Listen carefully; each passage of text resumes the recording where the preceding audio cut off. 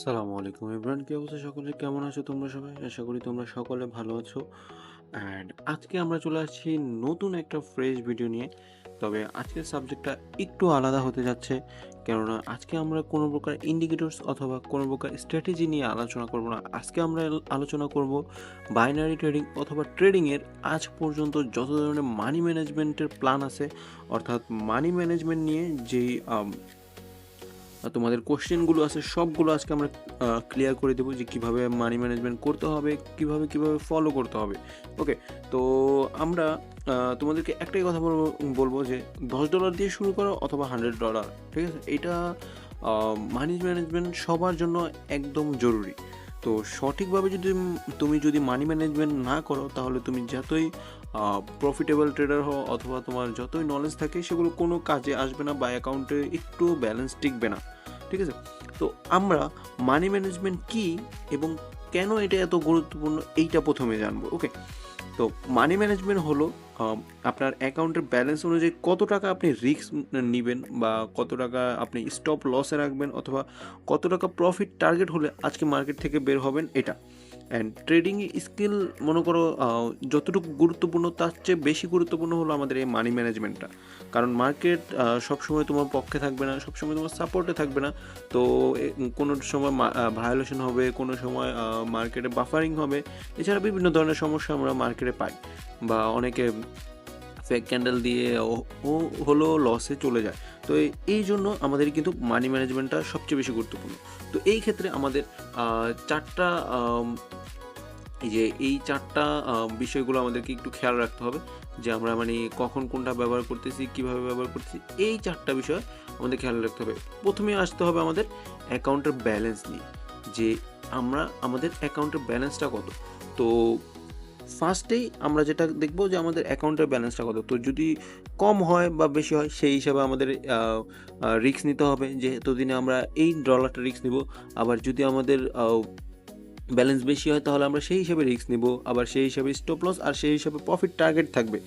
তো এখন এই অ্যাকাউন্টের ব্যালেন্সের উপরেই কিন্তু আমাদের বাকি যে তিনটা, এই তিনটা আমাদের কিন্তু এগুলো ডিপেন্ড করে, ঠিক আছে? তো অ্যাকাউন্টের ব্যালেন্সের প্রতি কিন্তু আমাদের বাকি তিনটা এই সাবজেক্টগুলি কিন্তু নির্ভর করে। তো আমরা এখন একে একে এই তিনটা ব্রেকডাউন করব। প্রথম হলো আমাদের স্টপ লসে আসে আমরা, যে আসলে স্টপ লসটা কী। স্টপ লস হলো সহজ ভাষায় বলতে গেলে, ধরো যে তুমি আজকে কতটুক তোমার লস হলে তুমি মার্কেট থেকে বের হবে।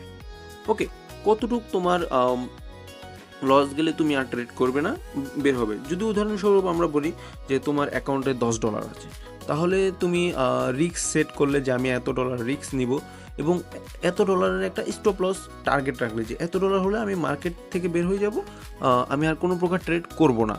তো তাহলে সেটা তোমার স্টপ লস হলো। আর তখন কি হবে, যে তুমি যে লসটা হবে সেটা যদি তোমার টার্গেট হয়ে যায় যে $10 তুমি ব্যালেন্স আছে, সেখান থেকে যদি তোমার $3 লস হয়, তাহলে ওটা তোমার স্টপ লস রাখছো তুমি। তো যখন তোমার স্টপ লস অর্থাৎ $3 হিট হয়ে যাবে, তখন তুমি মার্কেট থেকে বের হয়ে যাবে। আর এটাকেই আমরা স্টপ লস বলি, আর এটাই হলো সবচেয়ে বেশি গুরুত্বপূর্ণ। অনেকে এই জিনিসটাই ধরে রাখতে পারে না, ওভার ট্রেডিং করে, যার ফলে তোমার ব্যালেন্স রাখতে পারে না আর কি, শেষমেশ লসের দিকে চলে যায় বা অ্যাকাউন্টে ব্যালেন্স একদম ওয়াশ করে ফেলে। এবং সকলের জন্য একটা কথা বলে রাখি, আমরা একটু পরে কিন্তু একটা প্রপার মানি ম্যানেজমেন্ট দিয়ে দিব, যে এই পার্সেন্টেজে আগালে তুমি ইজিলি আগাতে পারবে, ইজিলি স্টপ লস রাখতে পারবে, ইজিলি প্রফিট টার্গেট রাখতে পারে। এরপরে যদি আমরা প্রফিট টার্গেটের দিকে আসি, ঠিক আছে, এই বিষয়টা, যে প্রফিট টার্গেট কি বা এটা কিভাবে সেট করতে হয়। প্রফিট টার্গেট হলো যে তুমি কতটুকু একদিনে প্রফিট করবে, কত ডলার প্রফিট করবে, অথবা কত পার্সেন্ট প্রফিট করবে। এই তিনটা বিষয়ই আর কি মূলত। তো এটাই হলো আসলে আর কি প্রফিট টার্গেট। প্রফিট টার্গেটটা আমরা এই জন্য রাখি যে আমার যদি আজকে একটা ডলার, মনে করেন সামথিং $1 মনে করেন আমার প্রফিট হলো, তো আমরা ওই দিন স্টপ হয়ে গেলাম। তো এটা কি আমাদেরকে বলে হলো প্রফিট টার্গেট। কারণ আমি যদি উদাহরণ সহ বলি যে তোমার অ্যাকাউন্টে ধরো আছে $100। ওকে, তুমি $100 ডিপোজিট করছো, অ্যান্ড তোমার স্টপ লস আছে হলো $10। যদি আজকে আমার $10 লস যায়, তাহলে আমি স্টপ করে দেবো। আবার এইটাও তুমি রাখছো যে আমার যদি $5 প্রফিট হয় তাহলে আমি আজকে স্টপ চলে যাব। এই ক্ষেত্রে কি হবে, তোমার যখন প্রফিট টার্গেটটা চলে আসবে তখন তুমি স্টপ করে দিবা।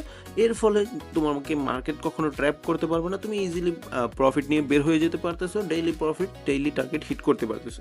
ওকে, তো stop loss and profit target এই দুইটাই আমরা বুঝলাম। এরপর আমরা বুঝবো যে আমরা রিস্ক পার ট্রেড, অর্থাৎ একটা ট্রেডে আমরা কতটুকু রিস্ক নিব, এটাও একটা জরুরি বিষয়। কেননা আমি যদি তোমাদেরকে বলি, তুমি যদি এটা সেট না করো তাহলে কিন্তু তোমার হয়তো $10 আছে, তুমি চিন্তা করতেছো যে আমি কত ট্রেড নিব। এখন এই জন্য তো তুমি আর $10 ট্রেড নিতে পারবে না, তাই না? তো যদি $10 না, তাহলে এনি বাই চান্স তোমার রুলস বা তোমার যেই স্ট্র্যাটেজি ওয়ার্ক করলো না, তো এই ক্ষেত্রে তোমার লস যাইতে পারে আর ব্যালেন্সটা ওয়াশ হইতে পারে। তো এই জন্য আমাদের একদম একদম যেটা ম্যাক্স, আমরা 5 থেকে 10% পর্যন্ত রিস্ক নিতে পারি পার ট্রেডে। ঠিক আছে, যদি ব্যালেন্স লো হয় তাহলে সেক্ষেত্রে হয়তো 20% বা 30%, যেমন $10 হলে তোমার যদি 10% না তাহলে $1 হবে, আর যদি 20% না তাহলে $2 হবে। ঠিক আছে, তো এইটাই হলো রিস্ক পার ট্রেড। তো আমরা এখন বুঝতে পারলাম যে মানি ম্যানেজমেন্টের যে 4টা বিষয় আছে, অর্থাৎ এই 4টা বিষয় যা আছে এগুলো কিন্তু একদমই গুরুত্বপূর্ণ একটা বিষয়। ঠিক আছে, তো এইটা কিন্তু সকলের জন্য একটা গুরুত্বপূর্ণ বিষয়। তো আমরা এখন একটা তোমাদেরকে চার্ট দিব, যে এই চার্টটা যদি তুমি ইউজ করো, যে তুমি যদি এই চার্টটা ইউজ করো তাহলে কিন্তু কি তোমার জন্য বেস্ট হবে, বা তুমি আগাতে পারবা, বা যারা ভিডিওটা দেখতেছো তাদের জন্য হেল্পফুল হবে। ঠিক আছে, এই চার্টটা, এটা জাস্ট একদম ইজি একটা চার্ট। যে তোমার যদি অ্যাকাউন্টে $10 থাকে, যেমন এই ধরো এটা $10 একটা অ্যাকাউন্টের আমি তোমাদেরকে বোঝাচ্ছি, তখন তোমার ট্রেড সাইজ হবে, অর্থাৎ রিস্ক পার ট্রেড হবে হলো $1, মাত্র 10%। আর যদি তোমার স্টপ লস থাকবে হলো $2, অর্থাৎ যদি তোমার $2 লস হয় তখন তুমি স্টপ করে দিবা, অ্যান্ড $2 প্রফিট হলে তোমার আজকে ট্রেড অফ করে দিবে। অর্থাৎ same 20% profit target, 20% loss target, এবং পার ট্রেড হলো জাস্ট $1। ঠিক আছে, এখন আমি তোমাদেরকে একটা সাইকোলজি দিই, অর্থাৎ একটা বুদ্ধি দিই জাস্ট, যেটা মানে তুমি হয়তো কখনো তোমার ভবিষ্যতে কাজেও লাগতে পারে। তুমি যদি একজন বিগিনার লেভেলের ট্রেডার হও, অথবা একজন $10 একজন মানুষ কখন ডিপোজিট করে, যার মনে করেন ব্যালেন্স নাই বা ওরকম কোনো আর্থিক কোনো স্বাবলম্বিতা নাই যে সে বেশি ডলার ডিপোজিট করতে পারে, তখনই সে $10 ডিপোজিট করে। আর এই ক্ষেত্রে তুমি যদি $2 প্রফিট করো তাহলে এটা তোমার জন্য একদমই বেস্ট হবে। কারণ তুমি দেখো, তুমি যে $10 ডিপোজিট করতেছো, এখানে আসতে হলো প্রায় $1300 মতো, আর $2 প্রায় $250 মতো। তুমি এখন চিন্তা করো যে এই $250, অর্থাৎ এই $2 মাস শেষে হবে $60, এবং মাস শেষে তোমার বাংলা টাকায় আসতেছে প্রায় 7,200 থেকে 300 টাকার মতো। সো তুমি ঘরে বসে একদম ইজিলি 2-3টা ট্রেডে মাস শেষে তোমার 7,000 টাকা ইনকাম করতে পারতেছো, যেটা একদম নর্মাল ফ্যামিলির জন্য খুবই বেটার এবং খুবই ভালো। আর যদি তোমার $100 অ্যামাউন্ট হয়, তখন এই চার্টটা ফলো করতে পারো, যেমন 5 থেকে $10, অর্থাৎ 5 থেকে 10% তোমার ট্রেড সাইজ, এবং স্টপ লস হলো 10%। ওকে, এবং প্রফিট টার্গেট হলো তোমার 15%। অর্থাৎ তোমার যত বড় ব্যালেন্স হবে তখন তুমি চাইলে প্রফিট টার্গেটটা একটু বেশি রাখতে পারো, এবং স্টপ লসটা একটু কম রাখতে পারো, অর্থাৎ 10%, 15% এরকম। যেমন এইখানে আছে হলো তোমার 5% থেকে 10% হলো ট্রেড সাইজ, অর্থাৎ $5 অথবা $10। এখন এইটা ভিত্তি করবে হলো তোমার ট্রেডের উইন কত পার্সেন্ট, যে তুমি 10টা ট্রেডে কয়টা উইন বের করতে পারতেছো। যদি তুমি 10টা ট্রেডে 8টা উইন বের করতে পারো, তখন তুমি $10 চাইলে $10 নিতে পারো, বা $15 চাইলে $15 নিতে পারো, তখন তোমার এক ট্রেডে বের হয়ে যাবে। কিন্তু তোমার যদি 2টা ট্রেড, 3টা ট্রেডে প্রফিট, অর্থাৎ তোমার 10টা ট্রেডে প্রফিট বের হচ্ছে মাত্র 4টা বা 5টা, তখন তোমার এই সাইজটা কিন্তু কমাতে হবে।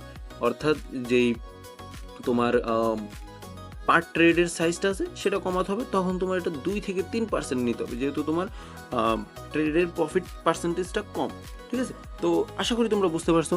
যদি না বুঝো তাহলে কিন্তু অবশ্যই আমাকে মেসেজে বলবা, অর্থাৎ কমেন্ট বক্সে বলবা। ইনশাল্লাহ আমি সবাইকে এগেইন লাগলে ডিটেলসে বুঝিয়ে দেওয়ার চেষ্টা করব। তো আল্লাহ হাফেজ ফর টুডে, দেখা হচ্ছে পরবর্তী ভিডিওতে। আল্লাহ হাফেজ গাইস।